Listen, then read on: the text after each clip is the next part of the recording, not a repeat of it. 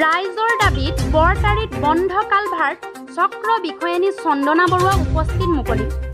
বৰপেটা জিলাৰ জনিয়া সমষ্টিৰ ২ নং ৰাষ্ট্ৰীয় ঘাইপথৰ কেন্দুলীয়া বজাৰত তেতিয়া সময়ত এখন পুৰণা কালভাৰ্ট আছিল যদিও ২ নং ৰাষ্ট্ৰীয় ঘাইপথ বনোৱাৰ সময়ত কালভাৰ্টটো নতুনকৈ নিদি ঘাইপথটো বনায়। তেতিয়া আন ৰাইজেও একেদৰে ঘৰ সাজি বন্ধ কৰে পানী যোৱা পথটো।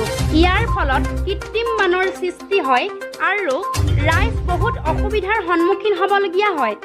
উক্ত বিষয়ে কেইবাবাৰো প্ৰশাসনক জনোৱা স্বত্তেও কোনো ধৰণৰ ব্যৱস্থা গ্ৰহণ নকৰাত ৰাইজে অতিষ্ঠ হৈ কলগাছিয়া ৰাজচক্ৰ বিষয়ানীৰ ওচৰত বান খুলি দিবলৈ আহ্বান জনালে। এইদৰে বান সৃষ্টি হোৱাৰ ফলত ৩খনকৈ গাঁৱত সৃষ্টি হৈছে কৃত্ৰিম বানপানী। তাৰে এখন সাংসদ আব্দুল খালেকৰ জন্মস্থান বৰতাৰি গাঁও আৰু পাৰ্চাৱতী কান্দুলীয়া আৰু ঘোঁৰামাৰাৰ গাঁও। পানী ওলাই নোযোৱাৰ ফলত সৃষ্টি হোৱা বানপানীত জনজীৱন ব্যাহত হৈছে ৩খনকৈ গাঁৱৰ কেইবা শতাধিক পৰিয়ালৰ। উক্ত গাঁওবোৰৰ ভুক্তভোগী ৰাইজে উপায়ন্ত হৈ বান খুলি দিবলৈ প্ৰশাসনক সহায় বিচাৰি আবেদন জনায়।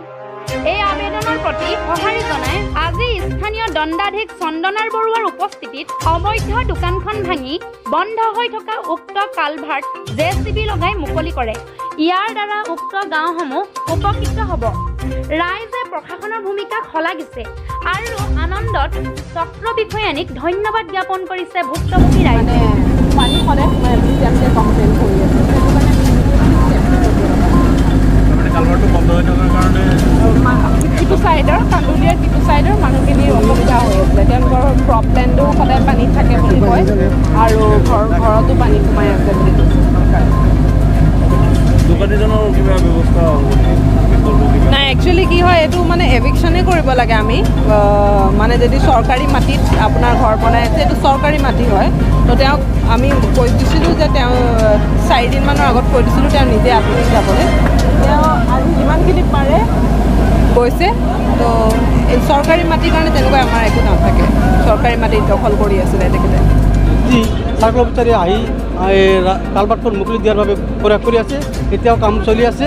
আশা কৰোঁ আমাৰ এই আবদ্ধ হৈ থকা মানুহখিনি উদ্ধাৰ হ'বলৈ কালভাৰ্টখন মুকলি কৰি দিব।